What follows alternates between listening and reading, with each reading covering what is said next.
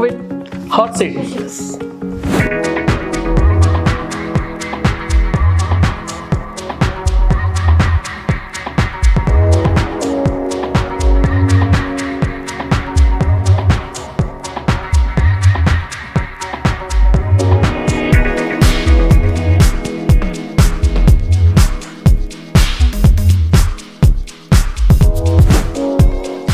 ನಮಸ್ಕಾರ ಕರ್ನಾಟಕ ವೀಕ್ಷಕರೇ, ಇಂದು ನಮ್ಮ ಟಾಕ್ ವಿತ್ ಹಾಟ್ ಸೀಟ್ ಪ್ರೋಗ್ರಾಮಿಗೆ ಜನಪದ ಕರಕುಶಲ ಕಲೆಗಾರರು ಆದ ಡಾಕ್ಟರ್ ಜಗದೀಶ್ ಬಾವಿಕಟ್ಟಿ ಅವರು ಬಂದಿದ್ದಾರೆ.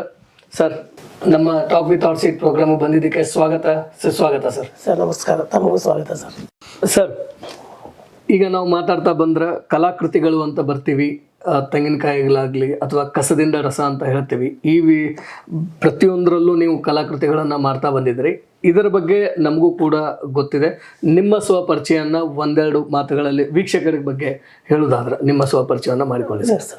ಸರ್, ನಾನು ಜಗದೀಶ್ ವಿರೂಪಾಕ್ಷಗೌಡ ಬಾವಿಕಟ್ಟಿ ಅಂತೇಳಿ ಸಾಕಿನ ಕೆಲಿಗಿರಿ ತಾಲೂಕು ಜಿಲ್ಲಾ ಧಾರವಾಡ. ನಮ್ಮದು ಮನೆ ಇರೋದಲ್ಲೇ. ನಾನು ಕೆಲಸ ಮಾಡೋದು STM ಇಂಜಿನಿಯರಿಂಗ್ ಕಾಲೇಜಲ್ಲಿ ಗಾರ್ಡನ್ ಸೂಪರ್ವೈಸರ್ ಅಂತೇಳಿ.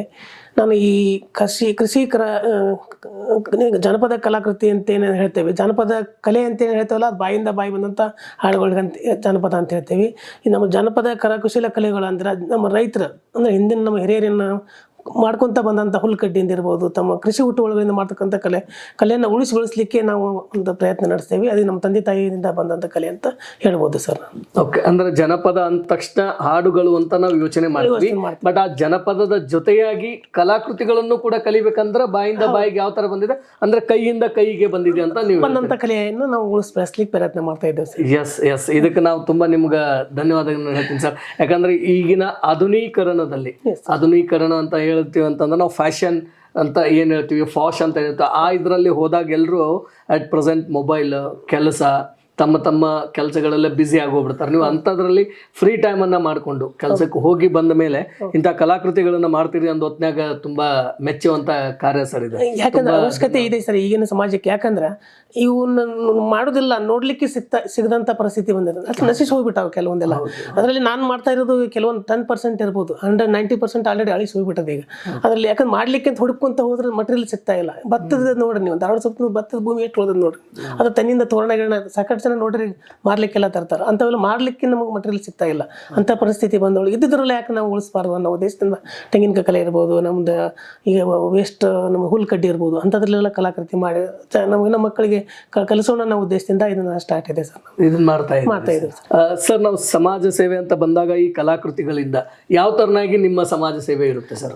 ಸಮಾಜ ಸೇವೆ ಅಂತ ಬಂದಾಗ ಏನೈತಲ್ಲ ಸರ್, ಈ ಮೊದಲೇ ಒಂದು ಮಾತು ಹೇಳಿದೆ ನಾನು, ಇದನ್ನ ಉಳಿಸಿ ಬೆಳೆಸ್ಲಿಕ್ಕೆ ಪ್ರಯತ್ನ ಮಾಡ್ತಾ ಇದ್ದೇವೆ ಅಂತ. ಉಳಿಸಿ ಬೆಳೆಸೋದ್ರಿಂದ ನನಗೆ ಮಾಡಿ ಇದು ಮಾಡೋದಲ್ಲ, 4 ಜನಕ್ಕೆ ಅದು ನಾನು ಹೋದ್ರೆ ನನ್ನ ಕೂಡ ಹೋಗೋದಲ್ಲ, 4 ಜನಕ್ಕೆ ಇದು ಬೆಳಿಬೇಕು ಅನ್ನೋ ಉದ್ದೇಶದಿಂದ ಶಾಲಾ ಮಕ್ಕಳು ಇರ್ಬೋದು, ಈ ನಮ್ಮ ಸ್ವಸಹಾಯ ಸಂಘದ ಹೆಣ್ಮಕ್ಳಿಗಿರ್ಬೋದು, ಆಮೇಲೆ ರೈತರಿಗೆ ಕಲಿತಕ್ಕಂಥ ಇಚ್ಛಾಶಕ್ತಿ ಇದ್ದಂಥ ರೈತರಿಗೆಲ್ಲ ಇದನ್ನೇನು ಕಲಾಕೃತಿಯಿಂದ ಮಾರಿನೂ ಮಾಡ್ತೇನೆ. ಬಂದಂಥ ಅಮೌಂಟನ್ನು ಒಳ್ಳೆ ನಾನು ನಮ್ಮ ಸಮಾಜಕ್ಕೆ ಬಳಸ್ತೇನೆ. ಹೇಗೆ ಅಂದ್ರೆ ತೆಂಗಿನಕಾಯಿ ತರಲಿಕ್ಕೆ ಇರ್ಬೋದು, ಬ್ಲೇಡ್ಸ್ ತರಲಿಕ್ಕೆ ಇರ್ಬೋದು, ಅದಕ್ಕೆ ಬೇಕಾದಂಥ ಸಲಕರಣೆಗಳನ್ನ ತರಲಿಕ್ಕೆ ನಾವು ಉಪಯೋಗ ಮಾಡಿ ಮತ್ತು ಮಕ್ಕಳಿಗೆ ಕಲಿತಾನೆ ಅನ್ನೋರಿಗೆಲ್ಲ ಕಲಿಸ್ತೇನೆ ಸರ್. ಅದು ಸಾಕಷ್ಟು ಜನಕ್ಕೆ ಅಲ್ಲಿ 150 ಜನಕ್ಕೆ ನಾನು ಕಲಿಸಿರ್ಬೋದು. ಫೈನ್ ಆರ್ಟ್ಸ್ ಸ್ಟೂಡೆಂಟ್ಸ್ ಇರ್ಬೋದು, ಮಹಿಳಾ ಮಂಡಳದ ಸ್ತ್ರೀಯರಿಗಿರ್ಬೋದು, ರೈತರಿಗಿರ್ಬೋದು, ಆಮೇಲೆ ಈ ಶಾಲಾ ಮಕ್ಕಳಿಗಿರ್ಬೋದು, ಆಮೇಲಿಂದ ಯಾರು ಕಲಿತಾ ಇಚ್ಛಾಶಕ್ತಿ ಇದ್ದಾರೆ ಎಲ್ಲರೂ ಕಲಿಸ್ಲಿಕ್ಕೆ ನಾನು ನನ್ನ ಜೀವನ ಕಲಾಕೃತಿಗಳಂದ ತಕ್ಷಣ ನಾವು ಹೇಳಿದ್ವಿ ಅವಾಗಲೇ, ಜನಪದ ಅಂದ ತಕ್ಷಣ ಬಾಯಿಂದ ಬಾಯಿಗೆ ಯಾವ ಬಂದಿರ್ತಾ ಇದು ಕೈಯಿಂದ ಕೈಗೆ ನೀವು ಬೆಳಿತಾ ಹೋಗ್ಬೇಕು ಅಂತ ಹೇಳ್ತೀವಿ, ಕಲಿಸ್ತಾ ಹೋಗ್ಬೇಕು ಅಂತ. ಈ ತರನಾಗಿ ಬಂದ ಹೊತ್ನಾಗ ಇದು ಕೂಡ ಒಂದು ಸಮಾಜ ಸೇವೆ ಅಂತ ಹೇಳ್ತೀವಿ ಸರ್. ಯಾಕಂದ್ರೆ ನಾವು ಇಷ್ಟ ಎಪಿಸೋಡ್ಗಳನ್ನ ಮಾಡಿದೀವಿ ಅಥವಾ ಇಷ್ಟೊಂದು ಜನ ಬಂದಿದ್ದಾರೆ, ಪ್ರತಿಯೊಬ್ರು ಆರ್ಥಿಕವಾಗಿ ಸಹಾಯ ಮಾಡೋರನ್ನ ನಾವು ನೋಡಿದೀವಿ.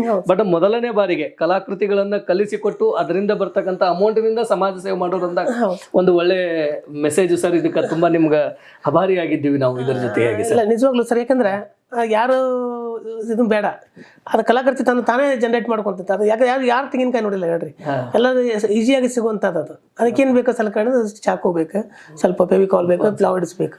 ಸರ್, ಜನಪದ ಕಲಾಕೃತಿಗಳು ಅಂತ ಹೇಳಿದ್ರಿ, ಈ ತರನಾಗಿ ಆದೊತ್ನಾಗ ನೀವು ತೆಂಗಿನಕಾಯಿನ ಯಾಕೆ ತಗೊಂಡು ಕಲಾಕೃತಿಗಳನ್ನು ಮಾಡ್ತೀರಿ, ಅದ್ರ ಬಗ್ಗೆ ಆಗ್ತಕ್ಕಂಥ ಯೋಜನೆಗಳ ಬಗ್ಗೆ ನೀವು ಹೇಳೋದಾದ್ರೆ?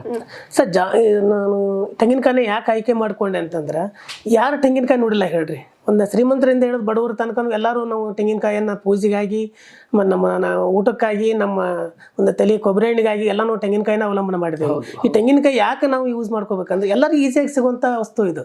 ಇದರಿಂದ ಯಾಕೆ ನಾವು ಕಲಾಕೃತಿ ಮಾಡಬಾರ್ದು? ನಾವು ಕಟ್ಗೆ ತರಕ್ಕೆ ಹೋದ್ರೆ ಸಾಕಷ್ಟು ಅದು ಇದು ಮಾಡಬೇಕು ಅಂತ ಸಾಕಷ್ಟು ಹುಡ್ಕೊಂತ ಹೋಗ್ಬೇಕು. ಈಸಿಯಾಗಿ ಸಿಗುವಂಥ ಇದು ಆಮೇಲೆ ಇದಕ್ಕಿದ್ದಂಥ ವ್ಯಾಲ್ಯೂ ಎದಕ್ಕೂ ಇಲ್ಲ. ಆಮೇಲೆ ದೇವ್ರ ಪೂಜೆಗೆ ಎಂಜಲ ಆಗದಂಥ ವಸ್ತು ಅಂದ್ರೆ ತೆಂಗಿನಕಾಯಿ ಮತ್ತು ಬಾಳೆಹಣ್ಣು ಅಂತ ಹೇಳ್ತೇವೆ. ಯಾಕಂದ್ರೆ ನೇಚರಿನ ಬಂದಂಥ ಇದು ನಮ್ಮ ವಸ್ತುಗಳು ಅನ್ನೋಕ್ಕಿಂತ ನಮ್ಮ ಶಕ್ತಿ ಅಂದ್ರೂ ಅಡ್ಡಿ ಇಲ್ಲ ನನ್ನ ಪ್ರಕಾರ. ಹಾಂ ಸರ್, ಯಾಕಂದ್ರೆ ನಮ್ಮ ತೆಂಗಿನಕಾಯಿ ಅಂತಂದ್ರೆ ಅದು ಕಲ್ಪವೃಕ್ಷ ಅಂತ ಹೇಳ್ತಾರ. ಆಲ್ರೆಡಿ ಅದು ದೇವಸ್ಥಾನ ಇದೆ. ಅದಕ್ಕೆ ನಾವು ಇದ್ರಲ್ಲಿ ಕಲಾಕೃತಿ ಮಾಡಿದ್ರೆ ಯಾಕೆ ನಾವು ಇದಾಗಬಾರ್ದು ಅಂತ ನಾನು ಸಾಕಷ್ಟು ಇದು ಹೆಸರು ತಂದು ಕೊಡ್ತು, ಅರ್ನಿಂಗು ಆಗಿದೆ ಮತ್ತು ಸಾಕಷ್ಟು ಜನ ನನ್ನ ಅಭಿಮಾನಿಗಳು ಉಟ್ಕೊಂಡ್ರ ಅಂತ ಹೇಳಲಿಕ್ಕೆ ತಪ್ಪು. ಅಂದ್ರೆ ನಿಮ್ಮ ಪ್ರಕಾರವಾಗಿ ತೆಂಗಿನಕಾಯಿ ಅಂದ್ರೆ ಕಲಿಯುಗದ ಕಾಮಧೇನು ನಿಮಗೆ? ನಾನು ನಿಜವಾಗ್ಲೂ 100% ಕರೆಕ್ಟ್ ಹೇಳಿದ್ರಿ ಸರ್. ಕಾಮಧೇನು ಅಂದ್ರೆ ಏನು ತಪ್ಪಾಗಲ್ಲ, ಅದಕ್ಕೆ ಇದ್ದೇ ಕಾಮಧೇನುನೇ ಅದು. ಸರ್ ನೀವು ನೋಡಿರ್ಬೇಕು, ನೀವು ಅದ್ರಲ್ಲಿ ಶಕ್ತಿನೇ ಇದೆ. ಅದಕ್ಕೆ ನಾವು ತೆಂಗಿನಕಾಯಿ ಆಯ್ಕೆ ಮಾಡ್ಕೊಂಡೆ. ಇದರಲ್ಲಿ ಸಾವಿರಾರು ಕಲಾಕೃತಿ ಮಾಡಿದ್ದೀನಿ ನಾನು. ಯಾವ್ಯಾವ ಮಾಡಿದಿರಿ? ಈಗಂತೂ ನಾವು ನೋಡ್ತಾ ಇದೀವಿ ಇಲ್ಲಿ ಇಷ್ಟೊಂದು ಸರ್. ಈಗ ನೋಡ್ರಿ, ನಾವು ಬುದ್ಧ ಬಸವ ಅಂಬೇಡ್ಕರ್ ಅಂತಾರ. ಬುದ್ಧ ಬಸವ ಅಂಬೇಡ್ಕರ್ನ ಸಹಿತ ನಾನು ತೆಂಗಿನಕಾಯಲ್ಲಿ ಮಾಡಿದ್ದೀನಿ. ಅದಂತ ನಮ್ಮ ಗಣಪತಿ ಇರ್ಬೋದು, ಶಿವ ಇರ್ಬೋದು, ಪಾರ್ವತಿ ಇರ್ಬೋದು, ನಮ್ಮ ಶಿವಾಜಿ ಇರ್ಬೋದು, ಯಾರು ತಮ್ಮ ಒಂದು ಜಾತಿ ಒಂದು ಅನ್ನಬಾರ್ದು, ನಾನು ಜಾತಿ ಐತಿ ಮಾತಾಡಬಾರ್ದು. ಬಂದಂತ ನಮ್ಮ ಪ್ರೇಕ್ಷಕರು ಹೇಳ್ತಾರೆ ತಮ್ಮ ಜಾತಿಗಳು ಶಿವಾಜಿ ಮಾಡ್ಕೊಡು ಅಂತ ಹೇಳ್ತಾರೆ, ಸ್ವಾಮಿ ವಿವೇಕಾನಂದ ಮಾಡ್ಕೊಡು ಅಂತಾರೆ. ಅವ್ರವರ ಭಕ್ತಿ ದೇವತೆಗಳನ್ನ ಮಾಡ್ಕೊಂಡು ಹಾಂ ಸರ್, ಫಾಲೋವರ್ಸ್ ಅಂತೀರಲ್ಲ ನಾವು. ಅವ್ರು ಯಾರು ಫಾಲೋ ಅಪ್ ಮಾಡ್ತಾರನ್ನೆಲ್ಲ ಮಾಡಿಸ್ಕೊಂಡು ಹೋಗ್ತಾರೆ. ಇವನ್ ಮುಸ್ಲಿಮ್ಸ್ ಸಹಿತ 786 ಅನ್ನು ಬರ್ಸ್ಕೊಂಡು ಹೋದಂತ ನನ್ನ ಕಡೆ ರೆಕಾರ್ಡ್ಸ್ ತೆಂಗಿನಕಾಯಲ್ಲಿ 786 ಬರ್ಸ್ಕೊಂಡು ಹೋಗಿ ಗಿಫ್ಟ್ ಕೊಟ್ಟಂತದ್ದು ಉದಾಹರಣೆಗಳಿದಾವೆ ಸರ್. ತೆಂಗಿನಕಾಯಿ ಜೊತೆಯಾಗಿ ಮತ್ತೆ ಬೇರೆ ಬೇರೆ ಯಾವುದರಲ್ಲಿ ನೀವು ಕಲಾಕೃತಿಗಳು? ಜಾನಪದ ಕಲೆ ಅಂತ ಹೇಳಿದೆ ನಾನು. ಜಾನಪದ ಕಲೆಯಲ್ಲಿ ಅಂದ್ರೆ ನಮ್ಮ ಕೈಯಿಂದ ಕೈ ಬಂದಂತ ಅಂತ ಹೇಳಿದೆ ನಾನು. ಕೈಯಿಂದ ಕೈ ಬಂದಂತ ಅಂದ್ರೆ ಹುಲ್ಲು ಕಡ್ಡಿ ಇರ್ಬೋದು, ನಮ್ಮ ಜಾನಪದರು ಮಾಡ್ತಿದ್ರು, ನಮ್ಮ ತಂದೆ ತಾಯಿ ಏನ್ ಮಾಡ್ತಿದ್ರು, ನಮ್ಮ ತಂದೆ ಮಾಡ್ತಿದ್ರು. ಹಗ್ಗ ಕಣ್ಣಿ ಮಾಡೋದು ಅದೊಂದು ಕಲಾಕೃತಿನ ರೀ. ನಮ್ದು ಏನಾಗಬೇಕು, ನಾವು ಎತ್ತುಗಳಿಗೆ ಏನು ನಾವು ಹಗ್ಗ ಕಣ್ಣಿ ಮುಖವಾಡ ಎಲ್ಲ ಮಾಡ್ತೇವಲ್ಲ, ಅದು ಒಂದು ಕಲೆನ. ಅದಕ್ಕೆ ನೇಚರ್ನಿಂದ ಬರ್ತಕ್ಕಂಥದ್ದು, ನಾರಿನಿಂದ ಬರ್ತಕ್ಕಂಥದ್ದು ಅದು ಇರ್ಬೋದು. ಆಮೇಲೆ ಇದು ನಾವು ಹೊರಸೆಣಿತೇವಲ್ಲ, ಇನ್ನು ನಮ್ಮ ಬಾಣಂತಿಯರಿಗೆ ಹೊರಸೆಣಿ ಅದನ್ನ ಹಗ್ಗ ಮಾಡುವಂಥದ್ದು, ಅದು ಒಂದು ನಮ್ಮ ಕಲೆನ. ಅದು ನಮ್ಮ ಮದಿಗೆ ಹುಲ್ಲು ಅಂತ ಬರ್ತದೆ. ಅದರಿಂದ ಅದು ಮದಿ ಹುಲ್ಲಿಂದ ಸಾಕಷ್ಟು ಕಲಾಕೃತಿ ನಾವು ಮಾಡ್ತೇವೆ. ಈಗ ಶಿವಲಿಂಗ ಮಾಡ್ತೇವೆ, ಅದರಿಂದ ಟೊಪ್ಪಿಗೆ ಮಾಡ್ತೇವೆ, ಅದರಿಂದ ಇದನ್ನ ಮಾಡ್ತೇವೆ. ಹಿಂಗಾಗಿ ಜಾನಪದ ಕಲೆಯಲ್ಲಿ ನಮ್ಮ ಕೃಷಿ ಒಟ್ಟುಗಳಿಂದ ಏನು ಸಿಗ್ತಾವಲ್ಲ ಅದೆಲ್ಲಾನು ಕಲಾಕೃತಿ ಮಾಡ್ತೇವೆ ಸರ್. ಇದು ಕೂಡ ಒಂದು ಸಾಧನೆ ಅಂತಾನೆ ಹೇಳ್ಬೋದು ಸರ್. ನಮ್ಮ ಟಾಕ್ ವಿತ್ ಅವರ್ ಸಿಟಿ ನೀವು ಬಂದಿದ್ದೀರಲ್ಲ, ಇದೇ ಕಾರಣಕ್ಕೆ ನಾವು ಕರೆಸಿದ್ದೆ. ಯಾಕಂತಂದ್ರೆ ಸಾಧಕರು ಅಂದ ತಕ್ಷಣ ಸಹಾಯಕರು ಮಾತ್ರ ಅಲ್ಲ, ಇಂಥ ಜನಪದ ಕಲೆಗಳನ್ನ ಉಳಿಸಿ ಬೆಳೆಸೋರು ಕೂಡ ನಮ್ಮ ಈ ಸಮಾಜದಲ್ಲಿ ನಾವು ಸಾಧಕರನ್ನ ಅಂತ ಹೇಳ್ತೀವಿ. ನಿಮ್ಮಿಂದ ಕೂಡ ಮುಂದಿನ ಬರ್ತಕ್ಕಂಥ ಪೀಳಿಗೆಯೂ ಕೂಡ ನಾವು ಕಲೀಲಿ ಅಂತ ಹೇಳ್ತೀವಿ ಸರ್. ಇದ್ರ ಜೊತೆಯಾಗಿ ನಾವು ಮಾತಾಡ್ತಾ ಹೋದ್ರ ಸಮಾಜ ಸೇವೆ ಅಂತ ಬಂದಾಗ ನೀವು ಹೇಳಿದ್ರಿ, ಇದನ್ನ ಕೆತ್ತನೆ ಮಾಡಿದ್ಮೇಲೆ ಬಂದಂಥದ್ದು ಅಮೌಂಟ್ ಒಳಗಡೆ ಏನಿರುತ್ತೆ, ಶಿಕ್ಷಣ ಇರಲಿ ಅಥವಾ ಯಾರು ಕೇಳ್ಕೊಂಡು ಬರ್ತಾರೋ ಅವ್ರಿಗೆ ನಾವು ಕಲಿಸ್ತೀವಿ ಅಂತಕ್ಕಂಥ ಮಾತೊಂದು ಹೇಳಿದ್ರೆ, ಈಗ ಇದರ ಜೊತೆಯಾಗಿ ನಾವು ಮಾತಾಡ್ತಾ ಇರುವಾಗ ಮತ್ತೆ ಕಸದಿಂದ ರಸ ಅಂತಕ್ಕಂಥ ಒಂದು ವರ್ಡ್ ಅನ್ನ ನಾವು ಮಾತಾಡಿದ್ರೆ ಅದರಲ್ಲಿ ಯಾವ ತರನಾಗಿ ನೀವು ಯೂಸ್ ಮಾಡ್ತೀವಿ? ಸಾಕಷ್ಟು ನಾವು ಯೂಸ್ ಮಾಡ್ಕೊಂಡೇನೆ ಸರ್. ನನ್ನ ಕೈಗೆ ಬಂದಿದ್ದೆಲ್ಲ ಕಲಾಕೃತಿನೇ. ನನ್ನ ಕೈಗೆ ಏನು ಕಸ ಅಂತ ಬರ್ತೈತಿ, ಕಲಾಕೃತಿಯಾಗೇ ಪರಿವರ್ತನೆ ಆಗ್ತದೆ. ಒಂದು ಉದಾಹರಣೆಗೆ ಹೇಳ್ಬೇಕಂದ್ರೆ ನಾವು ಎಳ್ನೀರು ಕುಡಿದು ಬಿಸಾಕ್ತೇವೆ. ನಮ್ಮ ಸಮಾಜದ ಎಲ್ಲರೂ ನಾವು ಹೊರಗೆ ಹೋದ್ವಿ ಅಂದ್ರೆ ಬಾಯಾರಿಕೆ ಆದ್ರೆ ಎಳ್ನೀರು ಕುಡಿದು ಆ ಕಾಯಿಯನ್ನು ಏನು ಮಾಡ್ಬೇಕು ಅಂತೇಳಿ ಜನಕ್ಕೆ ಗೊತ್ತಿಲ್ಲ. ಅದನ್ನು ತಗೊಂಡು ಶಿಕ್ಷಕಲ್ಲಿ ಬಿಸಾಡ್ತಾರ. ಅದ್ರೊಳಗೆ ನೀರು ನಿಂತು ನಮ್ಮ ಮಲೇರಿಯಾದಂಥ ಸೊಳ್ಳೆಗಳು ಉತ್ಪಾದನೆ. ಆ ಕಾಯಿಯನ್ನು ನಾವು ಕಲೆಕ್ಟ್ ಮಾಡಿ ಒಂದು ವರ್ಷದ ಒಂದು ಹುಬ್ಳಿ ಧಾರವಾಡದ ಕಾಯಿಗಳನ್ನು ತೊಗೊಂಡೋಗಿ ನಾವು ಕ್ರಶ್ ಮಾಡ್ತೇವೆ. ಕ್ರಶ್ ಅಂದ್ರೆ ಡಿ ಫೈಬರ್ ಮಷಿನ್ ಇದೆ. ಅದಕ್ಕೆ ಹಾಕಿದಾಗ ತೆಂಗಿನ ಪೌಡರ್ ಬರ್ತೈತೆ ಸರ್. ತೆಂಗಿನ ಪೌಡರ್ನಿಂದ ನಾವು ಈ ಕೃಷಿ ನಮ್ಮ ಸಸಿಗಳು ಬೆಳೆಸಲಿಕ್ಕೆ ನರ್ಸರಿ ಉಪಯೋಗ ಮಾಡ್ತಾರಲ್ಲ, ಕೊಕ್ಕೋಪಿಟ್ ಬರ್ತದೆ, ಆಮೇಲೆ ನಾರು ಬರ್ತೈತಿ. ನಾರಿನಿಂದ ಹಗ್ಗ, ಇದು ಕಾತಿ, ಆನಂತರ ಅದರಿಂದ ಮ್ಯಾಟ್ಗಳನ್ನೆಲ್ಲ ತಯಾರು ಮಾಡ್ತಕ್ಕಂಥದ್ದು ನಮ್ಮದು ಉದ್ಯಮ ಇದೆ ಸರ್ ಬೈಪಾಸ್ಗೆ.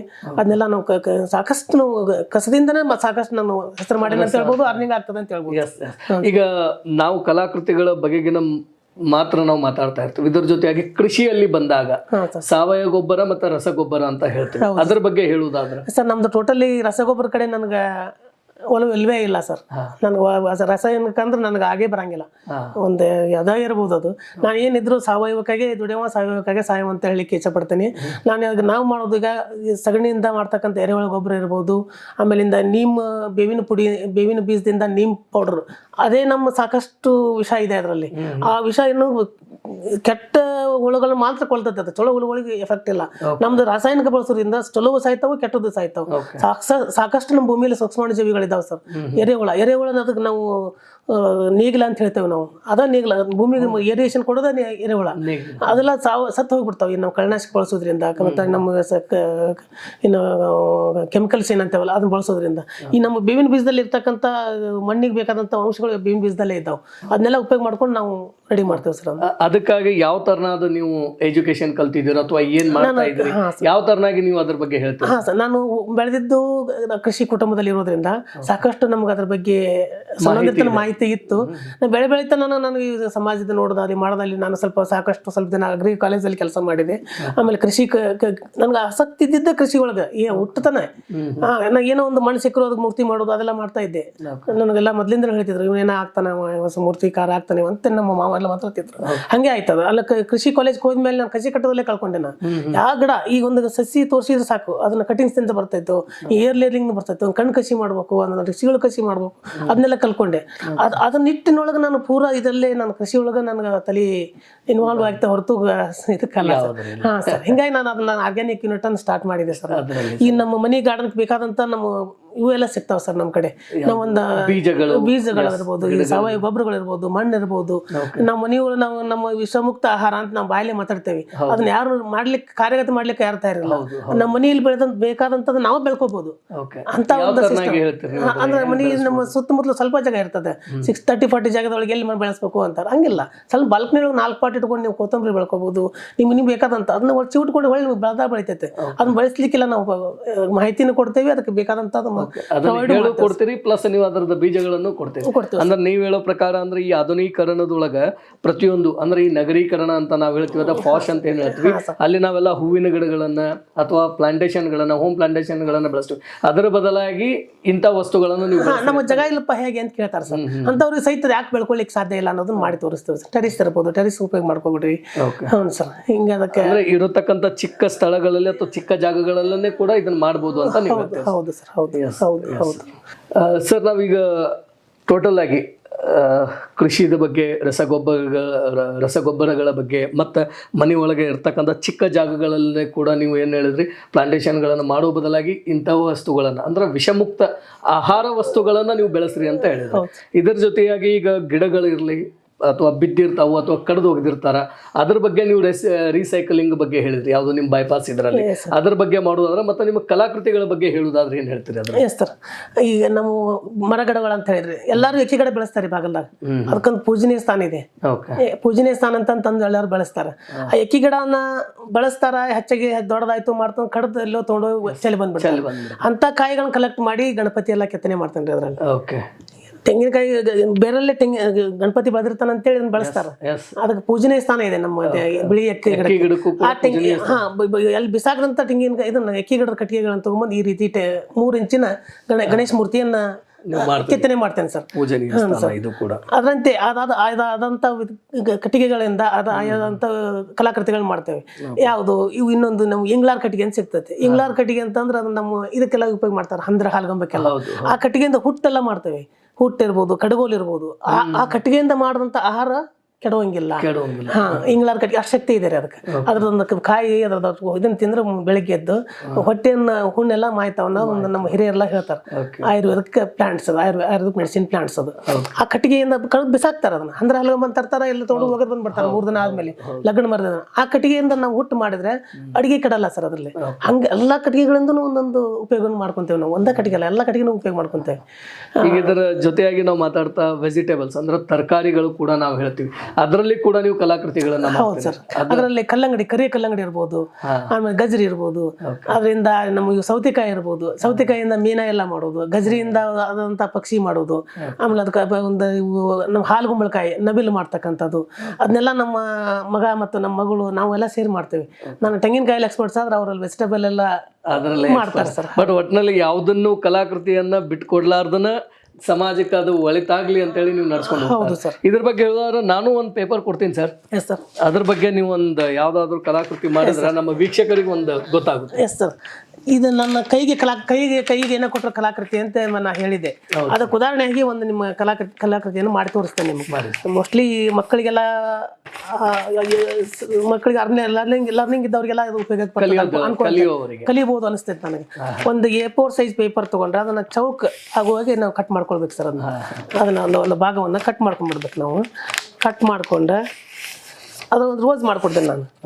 ರೋಸ್ ಅದರಂತೆ ಸಾಕಷ್ಟು ಮಾಡ್ತೇನೆ, ಈಸಿಯಾಗಿ ಮಕ್ಕಳಿಗೆ ಗೊತ್ತಾಗ್ಲಿ. ಒಂದು ಉದಾಹರಣೆ, ಆಫೀಸ್ನಲ್ಲಿ ಏನೋ ಒಂದು ತಮ್ಮ ಟೇಬಲ್ ಮೇಲೆ ಇಟ್ಕೊಳ್ಳಿಕ್ಕೆ ಹೂವಾಗುವ ಹಂಗ ಒಂದು ಕಲಾಕೃತಿಯನ್ನು ಮಾಡ್ಕೊಡ್ತೇನೆ ನಿಮಗೆ.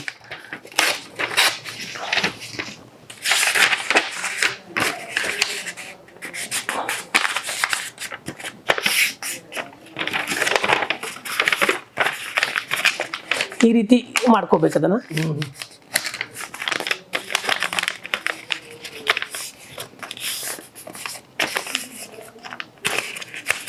ಈಸಿ ಇದೆ ರೀ, ಏನಿಲ್ಲ. ಪೇಪರ್ ಆರ್ಟ್ ಅಂತ ಭಾರಿ ಈಸಿ. ಅದನ್ನ ಲಕ್ಷ ಕೊಟ್ಟು ನೋಡ್ಕೊಳ್ಬೇಕಷ್ಟ. ಫೋಲ್ಡಿಂಗ್ ಇರ್ತದಲ್ಲೇ ಈ ರೀತಿ 4 ಭಾಗಗಳನ್ನು ತೊಗೊಂಡು ಉಲ್ಟಾ ಮಡ್ಚ್ಕೊಳ್ಬೇಕು. ಮಾಡಿಕೊಂಡು ಒಂದಕ್ಕೊಂದು ಸಿಕ್ಕಿಸ್ ಒಂದು ತಳಗೊಂದು ಇದನ್ನು ಮಾಡಿ ಉಪ್ಪಿಬಿಟ್ರೆ ಒಂದು ಪೇಪರಲ್ಲಿ ಕಂಪ್ಲೀಟ್ ಒಂದು ರೋಸು ರೆಡಿ ಆಗ್ತದೆ ನಿಮಗೆ. ಓಕೆ.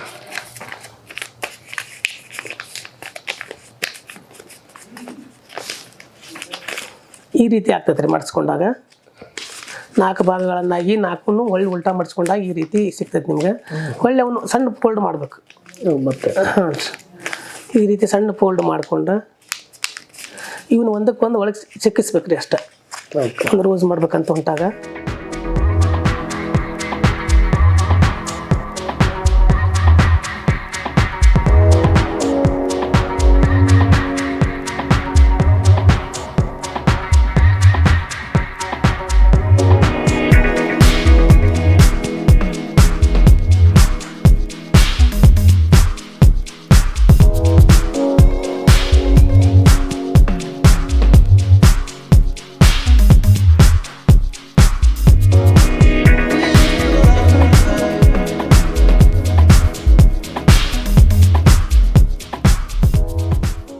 ಒಂದಿಲ್ಲೇ ಕತ್ತರಿಸ್ಕೋಬೇಕು. ಕತ್ತರಿಸ್ಕೊಂಡು ಸ್ವಲ್ಪ ಗಾಳಿ ಕೊಡ್ಬೇಕ್ರಿ ಅದಕ್ಕೆ. ಗಾಳಿ ಕೊಟ್ಟರೆ ನಿಮ್ಮ ರೋಸ್ ರೆಡಿ ಆಯ್ತು.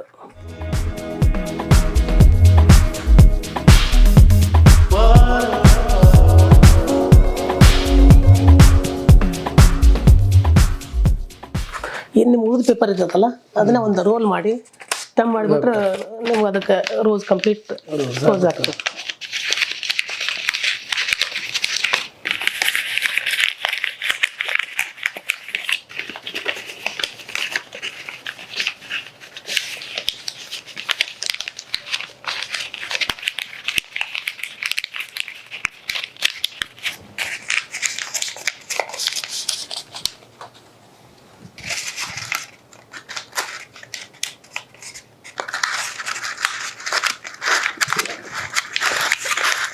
ಮಕ್ಕಳಿಗೆ ಈ ಕಲೆಯನ್ನು ಕಲಿಸ್ಬೇಕು, ಬೆಳೆಸ್ಬೇಕು ಅಂತ ಹೇಳ್ತೀರಿ. ಹೌದು.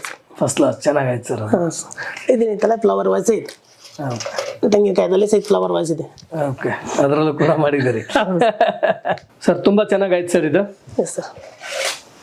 ಇಂಥ ಕಲಾಕೃತಿಗಳನ್ನು ಕೂಡ ನೀವು ಮಾಡ್ತೀರಿ ಸರ್. ಈ ಕಲಾಕೃತಿಗಳಿಗೆ ನೀವು ಮಾಡ್ತಾ ಬಂದಿರೋದಕ್ಕೆ ಗೌರವಾನ್ವಿತ ಡಾಕ್ಟರೇಟ್ ಕೂಡ ಬಂದಿದೆ. ಹೌದು ಸರ್. ಅದ್ರ ಬಗ್ಗೆ ನಿಮ್ಮ ಒಂದೆರಡು ಮಾತುಗಳನ್ನು ಹೇಳೋದಾದ್ರೆ, ಎಸ್ ಸರ್, ಮತ್ತೆ ಅದರ ಜೊತೆಯಾಗಿ ನಿಮಗೆ ಸಂದಂಥ ಗೌರವಗಳು ಅಂದರೆ ಪ್ರಶಸ್ತಿ ಪತ್ರಗಳ ಬಗ್ಗೆ ಹೇಳುವುದಾದ್ರೆ ನಿಮ್ಮ ಅನಿಸಿಕೆ? ಎಸ್, ನನ್ನ ಈ ಸಾಧನೆಯೆಲ್ಲ ಕಂಡು ಕೃಷಿ ಮಾಡಿದಂಥ ಸಾಧನೆ ಇರ್ಬೋದು, ಕಲಾಕೃತಿಗಳು ಮಾಡಿದ ಸಾಧನೆ ಇರ್ಬೋದು, ನಾನು ಏನು ಉಳಿದಿರುವುದನ್ನು ಏನು ಟ್ರೈನಿಂಗ್ ಎಲ್ಲ ಮಾಡಿದಂಥದ್ದು ಇರ್ಬೋದು, ನಮ್ಮ ಶ್ರೀ ಕ್ಷೇತ್ರ ಧರ್ಮಸ್ಥಳ ಗ್ರಾಮಾಭಿವೃದ್ಧಿ ಏನೋ ನಮ್ಮ ಟ್ರೈನಿಂಗ್ ರಾಯಪುರ ಸೆಂಟರ್ ಇದ್ದಾರೆ, ಅದರ ಉಪನ್ಯಾಸಕರಾದಂಥ ಜಯವಂತ್ ಪಟ್ಗಾರ್ ಅಂತಿದ್ದಾರೆ, ಸಂತೋಷ್ ರಾವ್ ಅಂತೇಳಿ ಯಾರು ಪ್ರಿನ್ಸಿಪಾಲ್ರಿದ್ದರು. ಅವರು ಇಷ್ಟೆಲ್ಲ ಸಾಧನೆ ಮಾಡಿದವ್ರು ಯಾಕೆ ಒಂದು ಬುಕ್ ಬರಿಬಾರ್ದು ಅಂತೇಳಿ ನನ್ನ ಬಗ್ಗೆ ಒಂದು ಬುಕ್ಕನ್ನು ಬರೆದ್ರು. ಆ ಬುಕ್ಕನ್ನು ಒಬ್ಬರು ಚಿತ್ರದುರ್ಗದ ಉಪನ್ಯಾಸಕರು ನೋಡಿ, ಇಲ್ಲ ಇದಕ್ಕಿಂತ ನಮ್ಮ ನಶಿಸಿ ಹೋಗುವಂಥ ಕಲೆಯನ್ನು ಬೆಳೆಸಲಿಕ್ಕೆ ಇಷ್ಟು ಪ್ರಯತ್ನ ಮಾಡ್ತಿದ್ದೀರಿ, ನಿಮಗಿಂತ ಒಂದು ದೊಡ್ಡ ಸಾಧನೆ ಇದು, ಇದಕ್ಕಿಂತ ಸಾಧನೆ ಮಾಡಿದಂಥವ್ರು ಬಹಳ ಕಡಿಮೆ, ಇದು ನೀವು ಮಾಡ್ತಕ್ಕಂಥ ಇದು ಸಣ್ಣ ಕೆಲಸ ಅಲ್ಲ, ಇನ್ನೂ ಬೆಳಿಬೇಕು ಉಳಿಬೇಕು ಅನ್ನೋ ಉದ್ದೇಶದಿಂದ ಯಾವುದೋ ಒಂದು ಯೂನಿವರ್ಸಿಟಿ ಅದು ಬೆಂಗಳೂರಿಂದ ವರ್ಚುವಲ್ ಯೂನಿವರ್ಸಿಟಿ ಅನ್ನೋದ್ರಿಂದ ಒಂದು ಡಾಕ್ಟರೇಟ್ ಪದವಿಯನ್ನು ಸಹಿತ ಕೊಡಿಸಿದ್ರು. ಆ ಬುಕ್ನಿಂದ ಬಂದಂತ ಹೇಳ್ಬೋದು. ಆ ಬುಕ್ಕಲ್ಲಿ ಎಲ್ಲ ಇದೆ ಬಟ್ ನಾವು ಕೂಡ ಇವತ್ತು ನೈಜವಾಗಿ ಎದುರುಗಡೆಯಿಂದ ನಮ್ಮ ವೀಕ್ಷಕರಿಗೆ ನಿಮ್ಮ ಬಗ್ಗೆ, ಸಾಧನೆಯ ಬಗ್ಗೆ ಮತ್ತು ನಿಮ್ಮ ಬಗ್ಗೆ ತೋರಿಸ್ತಾ ಇದ್ದೀವಿ. ಪ್ರತಿಯೊಂದು ಸರ್ ಕೈಲಿ ಆದಂಥ ತೆಂಗಿನಕಾಯಿಂದ ಆದಂಥ ಗಣಪತಿ ಮೂರ್ತಿ ಇರ್ಬೋದು, ಆನೆಗಳಿರ್ಬೋದು, ಬುದ್ಧ ಇರ್ಬೋದು, ಬಸವಣ್ಣನ ಮೂರ್ತಿಗಳಿರ್ಬೋದು, ಪ್ರತಿಯೊಂದನ್ನು ನೀವು ನೋಡ್ಬೋದು. ಕಲಿಬೇಕಂತ ಆಸಕ್ತಿ ಇರೋರು ಕೂಡ ಡಿಸ್ಕ್ರಿಪ್ಷನಲ್ಲಿ ಸರ್ ನಂಬರ್ ಇದೆ, ಧಾರವಾಡ ಕೆಳಗೇರಿ ಅವರು ಫ್ರೀ ಆಗಿ ಕಲಿಸ್ತೀನಿ ಅಂತ ಹೇಳಿದ್ದಾರೆ. ನೀವು ಹೋಗಿ ಭೇಟಿ ಆಗ್ಬೋದು ಸರ್. ಸರ್, ಇನ್ನು ಮತ್ತೆ ನಾವು ಸಮಾಜ ಸೇವೆ, ಕೃಷಿ ರಂಗ ಅಂತ ಹೇಳಿ ಬಂದ್ವಿ. ದೆನ್ ಅದರ ಜೊತೆಯಾಗಿ ಕಲಾಕೃತಿಗಳ ಬಗ್ಗೆನೂ ಮಾತಾಡಿದ್ವಿ, ಸಂದ ಗೌರವಗಳ ಬಗ್ಗೆನೂ ಮಾತಾಡಿದ್ವಿ. ಮತ್ತು ಈ ಜನಪದ ಕಲಾಕೃತಿಗಳ ಕರಕುಶಲಗಳ ಬಗ್ಗೆ ಹೇಳುವುದಾದ್ರೆ ನಮ್ಮ ವೀಕ್ಷಕರಿಗೆ ಮತ್ತು ಮುಂದಿನ ಪೀಳಿಗೆಗಳಿಗೆ ಏನು ನಿಮ್ಮ ಒಂದೆರಡು ಮಾತುಗಳಲ್ಲಿ ಹೇಳೋದಕ್ಕೆ ಇಷ್ಟಪಡ್ತೇನೆ ಸರ್. ಹಾಂ ಸರ್, ಯಾರು ಕಲಿತೇವೆ ಅಂತಾರಿ ಬರ್ರಿ, ನಾನು ಕಲಿಸ್ಲಿಕ್ಕೆ ರೆಡಿ ಇದ್ದೇನೆ ಒಂದೇದ್ದು.